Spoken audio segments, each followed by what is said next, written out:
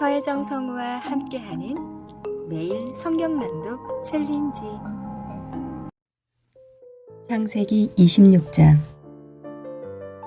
이삭이 그랄에서 살다. 일찍이 아브라함 때에 그 땅에 흉년이 든 적이 있는데 이삭 때에도 그 땅에 흉년이 들어서 이삭이 그랄의 블레셋 왕 아비멜렉에게로 갔다. 주님께서 이삭에게 나타나셔서 말씀하셨다.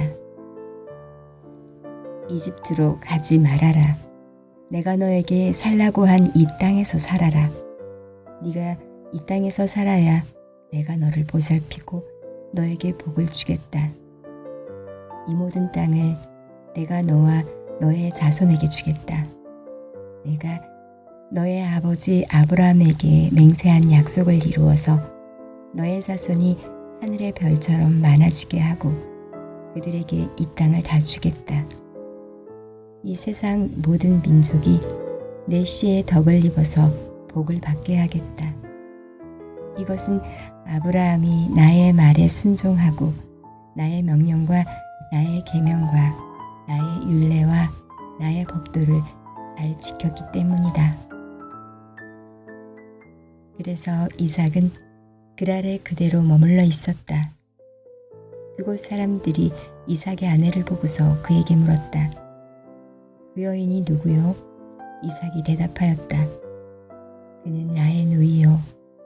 이삭은 그는 나의 아내요 하고 말하기가 무서웠다.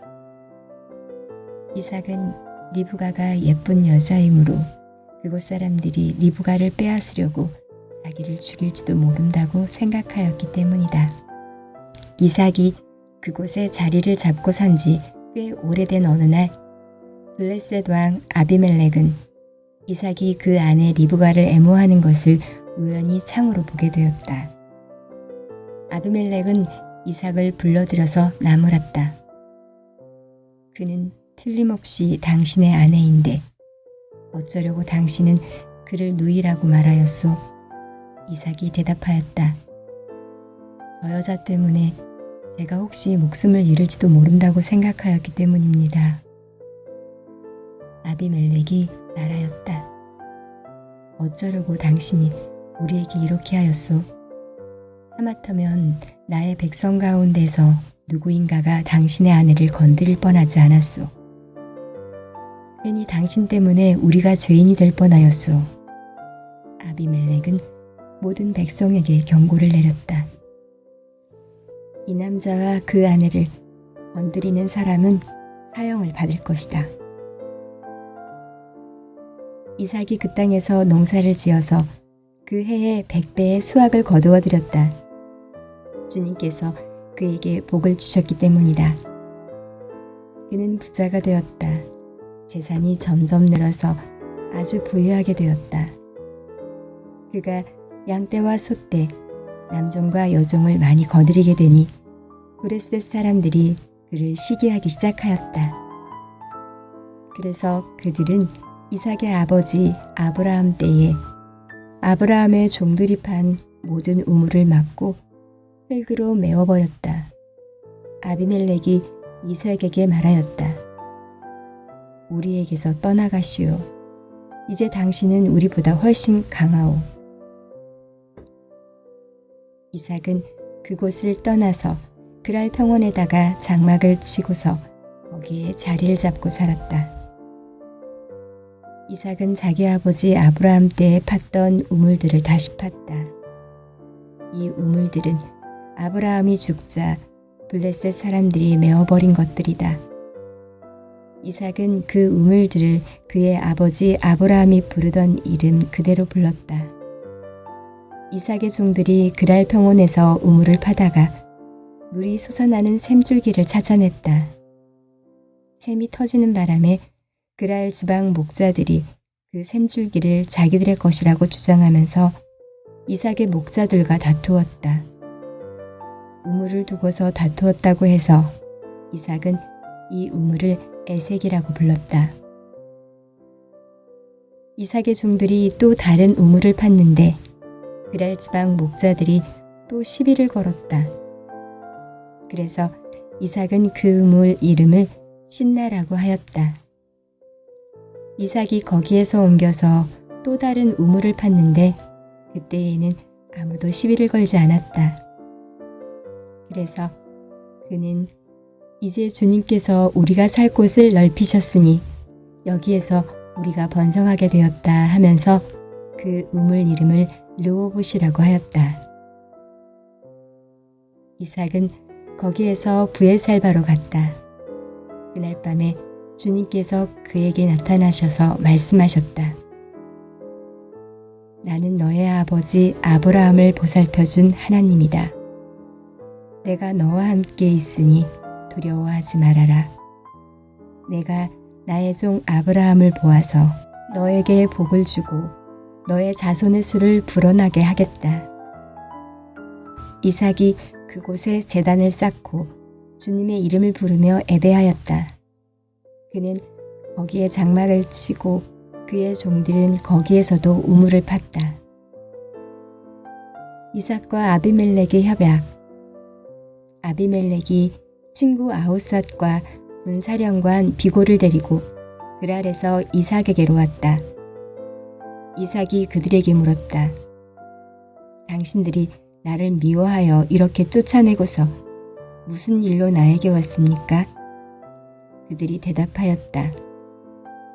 우리는 주님께서 당신과 함께 계심을 똑똑히 보았습니다. 그래서 우리는 우리와 당신 사이에 평화 조약을 맺어야 하겠다고 생각합니다. 이제 우리와 당신 사이에 언약을 맺습니다. 우리가 당신을 건드리지 않고 당신을 잘 대하여 당신을 평안히 가게 한 것처럼 당신도 우리를 해롭게 하지 마십시오. 당신은 분명히 주님께 복을 받을 사람입니다. 이삭은 그들을 맞아서 잔치를 베풀고 그들과 함께 먹고 마셨다. 그들은 다음날 아침에 일찍 일어나서 서로 맹세하였으며 그런 다음에 이삭이 그들을 보내니 그들이 평안한 마음으로 돌아갔다. 그날 이삭의 종들이 와서 그들이 판 우물에서 물이 터져 나왔다고 보고하였다. 이삭이 그 우물을 세바라고 부르니 사람들은 오늘날까지 그 우물이 있는 성읍을 부엘세바라고 한다. 에서의 이방인 아내들. 에서는 40살이 되는 해에 햇사람 부에리의 딸 유딧과 햇사람 엘론의 딸 바스맛을 아내로 맞았다. 이 두 여자가 나중에 이삭과 리브가의 근심거리가 된다. 마태복음서 25장. 열처녀의 비유. 그런데 하늘나라는 저마다 등불을 들고 신랑을 맞으러 나간 10처녀에 비길 수 있을 것이다. 그 가운데서 5은 어리석고 5은 슬기로웠다. 어리석은 처녀들은 등불은 가졌으나 기름은 갖고 있지 않았다. 그러나 슬기로운 처녀들은 자기들의 등불과 함께 통에 기름도 마련하였다. 신랑이 늦어지니 처녀들은 모두 졸다가 잠이 들었다. 그런데 한밤중에 외치는 소리가 났다. 보아라, 신랑이다. 나와서 맞이하여라. 그때에 그 처녀들이 모두 일어나서 제 등불을 손질하였다. 미련한 처녀들이 슬기로운 처녀들에게 말하기를 우리 등불이 꺼져가니 너희의 기름을 좀 나누어 다오 하였다. 그러나 슬기로운 처녀들이 대답을 하였다. 그렇게 하면 우리에게나 너희에게나 다 모자랄 터이니 안 된다. 차라리 기름 장수들에게 가서 사서 써라. 미련한 처녀들이 기름을 사러 간 사이에 신랑이 왔다. 준비하고 있던 처녀들은 신랑과 함께 혼인잔치에 들어가고 문은 닫혔다. 그 뒤에 나머지 처녀들이 와서 주님, 주님, 문을 열어주십시오 하고 애원하였다. 그러나 신랑이 대답하기를 내가 진정으로 너희에게 말한다. 나는 너희를 알지 못한다 하였다. 그러므로 깨어 있어라. 너희는 그날과 그 시각을 알지 못하기 때문이다. 달란트 비유. 또 하늘나라는 이런 사정과 같다. 어떤 사람이 여행을 떠나면서 자기 종들을 불러서 자기의 재산을 그들에게 맡겼다. 그는 각 사람의 능력을 따라 한 사람에게는 5달란트를 주고 또 한 사람에게는 2달란트를 주고 또 다른 한 사람에게는 1달란트를 주고 떠났다. 5달란트를 받은 사람은 곧 가서 그곳으로 장사를 하여 5달란트를 더 벌었다. 2달란트를 받은 사람도 그와 같이 하여 2달란트를 더 벌었다. 그러나 1달란트 받은 사람은 가서 땅을 파고 주인의 돈을 숨겼다. 오랜 뒤에 그 종들의 주인이 돌아와서 그들과 셈을 되었다. 5달란트를 받은 사람은 5달란트를 더 가지고 와서 말하기를 주인님, 주인께서 5달란트를 내게 맡기셨는데 보십시오. 5달란트를 더 벌었습니다 하였다. 그의 주인이 그에게 말하였다. 잘했다. 착하고 신실한 종아. 네가 적은 일에 신실하였으니 이제 내가 많은 일을 내게 맡기겠다. 와서 주인과 함께 기쁨을 누려라. 2달란트를 받은 사람도 다가와서 주인님, 주인님께서 2달란트를 내게 맡기셨는데 보십시오. 2달란트를 더 벌었습니다 하고 말하였다. 그의 주인이 그에게 말하였다. 잘했다. 착하고 신실한 종아. 네가 적은 일에 신실하였으니 이제 내가 많은 일을 내게 맡기겠다.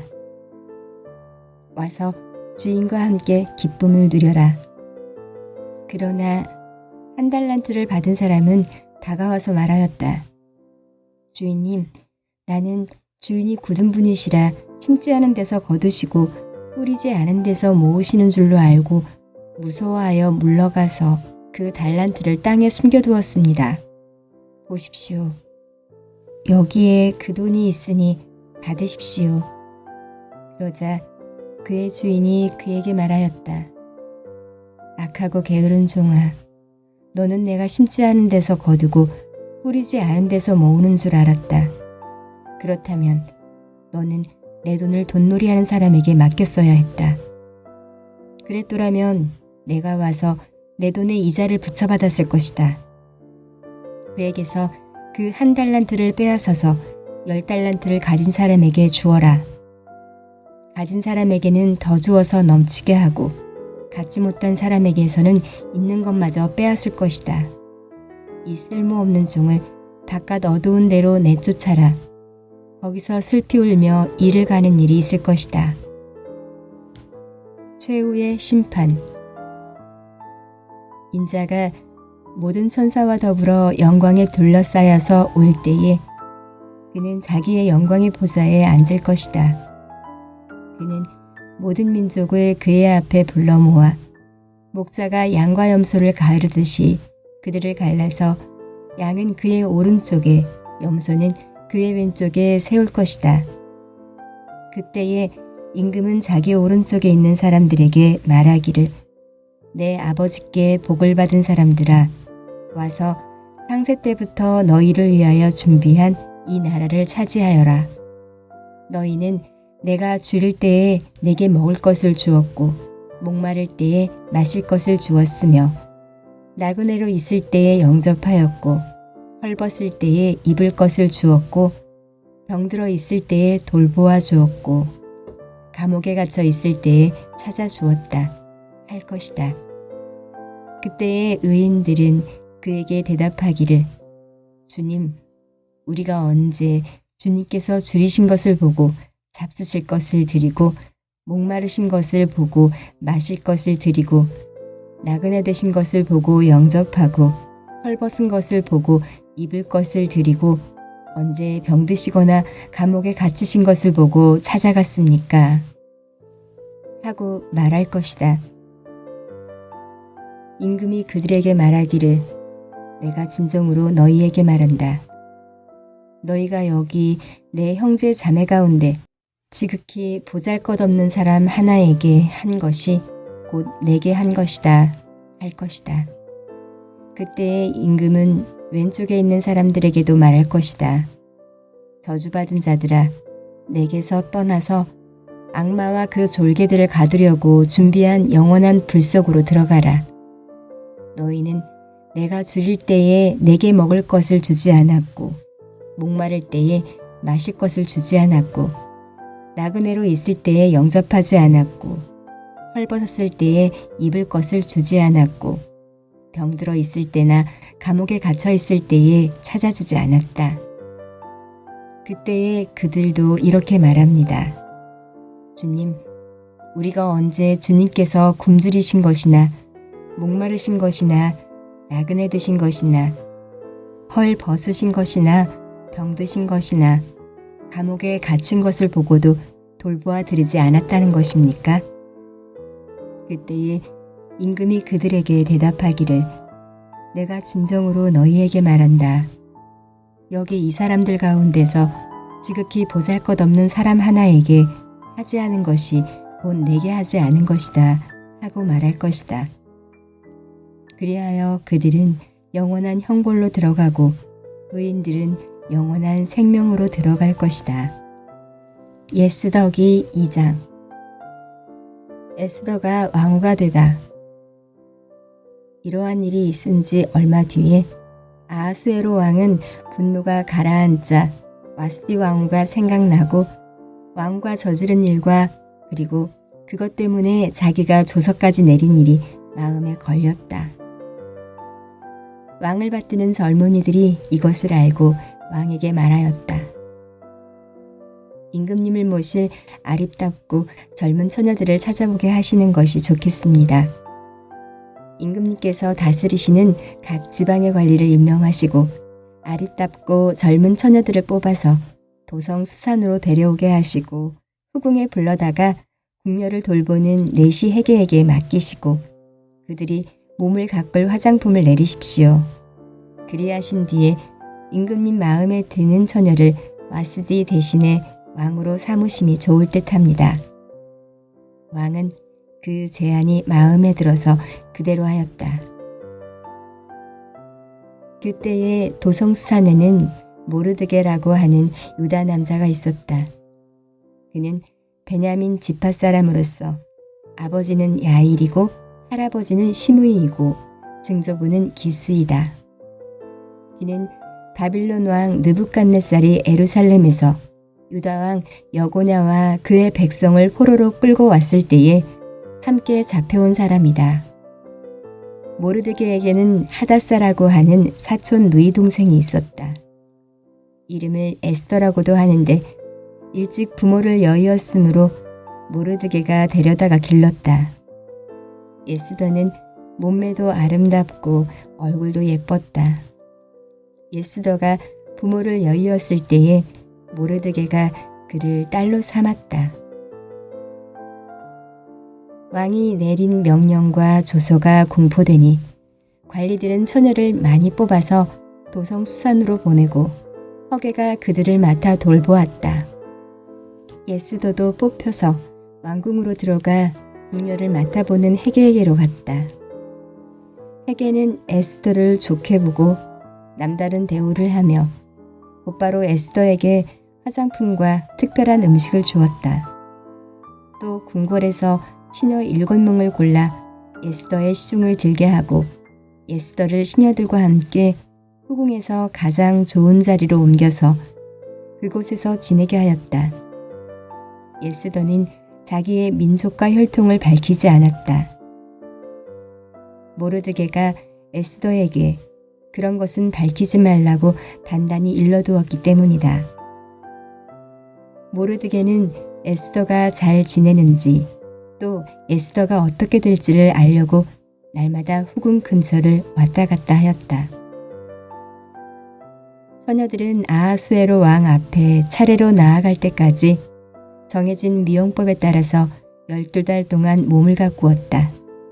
처음 6달 동안은 모략 기름으로, 다음 6달 동안은 향유와 여러 가지 여성용 화장품으로 몸을 가꾸었다. 처녀가 왕 앞에 나아갈 때는 원하는 것은 무엇이든지 다 주어서 후궁에서 대궐로 가지고 가게 하였다. 저녁에 대궐로 들어간 처녀가 이튿날 아침에 나오면 후궁들을 맡아보는 왕의 내시가 시아스가스가 별궁으로 데리고 갔다. 왕이 그를 좋아하여 특별히 지명하여 부르지 않으면 다시는 왕 앞에 나아갈 수 없었다. 드디어 모르드게의 삼촌 아비하일의 딸, 곧 모르드게가 자기의 딸로 삼은 에스더가 왕에게 나아갈 차례가 되었다. 에스더는 궁녀를 돌보는 왕의 내시 헤게가 하라는 대로만 단장을 하였을 뿐이고 다른 꾸미개는 요구하지 않았다. 그런데도 에스더는 누가 보아도 아리따웠다. 그가 아하수에로 왕의 침전으로 불려 들어간 것은 아하수에로가 다스린 지 7년째 되는 해 10째 달 곧 데벳월이었다. 왕은 에스더를 다른 궁녀들보다 더 사랑하였다. 에스더는 모든 처녀들을 제치고 왕의 귀여움과 사랑을 독차지하였다. 드디어 왕은 에스더의 머리에 관을 씌우고 와스들을 대신하여 왕으로 삼았다. 왕은 에스더를 위하여 큰 잔치를 베풀고 대신들과 신하들을 다 초대하였으며 전국 각 지방에 세금을 면제하여 주고 왕의 이름으로 여러 가지 상을 푸짐하게 내렸다. 모르드게가 왕의 목숨을 구하다. 처녀들이 두 번째로 소집된 일이 있는데 그때에 모르드게는 대궐에서 일을 맡아보고 있었다. 에스더는 자기의 혈통과 민족에 관해서는 모르드게가 시킨 대로 입을 다물었다. 에스더는 모르드게의 스하에 있을 때에도 모르드게가 하는 말은 늘 그대로 지켰다. 모르드게가 대궐문에서 근무하고 있을 때에 문을 지키는 왕의 두 넷이 빅단과 데레스가 원한을 품고 아하수에로 왕을 죽이려는 음모를 꾸몄다. 그 음모를 알게 된 모르드게는 에스더 왕후에게 이 사실을 알리고 또 에스더는 그것을 모르드게가 일러주었다고 하면서 왕에게 말하였다. 사실을 조사하여 보고 음모가 밝혀지니 두 사람을 나무에 매달아 죽였다. 이런 사실은 왕이 보는 앞에서 공중실록에 기록되었다. 사도행전 25장. 바울이 황제에게 상소하다. 베스도가 부임한 지 사흘 뒤에 가이사랴의 예루살렘으로 올라가니 대제사장들과 유대 사람의 지도자들이 그에게 바울을 고발하였다. 그들은 그에게 줄곧 졸랐다. 그들은 그에게 제발 바울을 예루살렘으로 불러올리라고 간청하였다. 그들은 길에 사람을 매복시켰다가 바울을 죽일 계획이었다. 그러나 베스도는 바울이 가이사라에 무사하게 감금되어 있다는 말과 자기도 곧 그리로 가겠다는 말을 한 다음에 그러니 만일 그 사람에게 무슨 잘못이 있거든 여러분 가운데서 유력한 사람들이 나와 함께 내려가서 그를 고발하시오 하고 말하였다. 베스도는 예루살렘에서 여드레인가 열흘인가를 지낸 뒤에 가이사라로 내려가서 이튿날 재판석에 앉아서 바울을 데려오라고 명령하였다. 바울이 나타나자 예루살렘에서 내려온 유대 사람들이 그를 에워싸고 여러 가지 무거운 제목을 걸어서 고발하였으나 증거를 내지 못하였다. 바울은 나는 유대 사람의 율법이나 성전이나 황제에 대하여 아무 죄도 지은 일이 없습니다 하고 말하여 자신을 변호하였다. 그러나 베스도는 유대 사람의 환심을 사고자 하여 바울에게 묻기를 그대는 예루살렘으로 올라가서 이 사건에 대하여 내 앞에서 재판을 받고 싶지 않소 하였다. 바울이 대답하였다. 나는 지금 황제의 법정에 서 있습니다. 나는 여기서 재판을 받아야 합니다. 각하께서도 잘 아시는 대로 나는 유대 사람에게 조금도 잘못한 것이 없습니다. 만일 내가 나쁜 짓을 저질러서 사형을 받을 만한 무슨 일을 하였으면 죽는 것을 마다하지 않겠습니다. 그러나 나를 고발하는 이 사람들의 고발 내용에 아무런 근거가 없으면 어느 누구도 나를 그들에게 넘겨줄 수 없습니다. 나는 황제에게 상소합니다. 그때에 베스도가 배심원들과 협의하고 그대가 황제에게 상소하였으니 황제에게로 갈 것이요 하고 말하였다. 바울이 아그립과 왕과 버니게 앞에 서다. 며칠이 지난 뒤에 아그리빠 왕과 버니게가 베스도에게 인사하려고 가이사랴에 왔다. 그들이 거기서 여러 날 지내는 동안에 베스도는 바울에 대한 고발 사건을 왕 앞에 내놓고 말하였다. 벨릭스가 가두어둔 사람이 하나 있는데 내가 예루살렘에 갔을 때에 유대 사람의 대제사장들과 장로들이 그를 고발하여 유죄 판결을 청하였습니다. 나는 그들에게 대답하기를 로마 사람의 관례로는 피고가 원고를 직접 대면해서 그 고발한 내용에 대하여 변호할 기회를 가지기 전에는 그 사람을 넘겨주는 일이 없다고 하였습니다. 그래서 그들이 여기에 함께 왔으므로 나는 조금도 지체하지 않고 그 다음 날 재판석에 앉아서 그 사람을 불러오게 하였습니다. 원고들이 일어나서 그를 고발할 죄목을 늘어놓았지만 내가 짐작한 그런 악한 일은 하나도 없었습니다.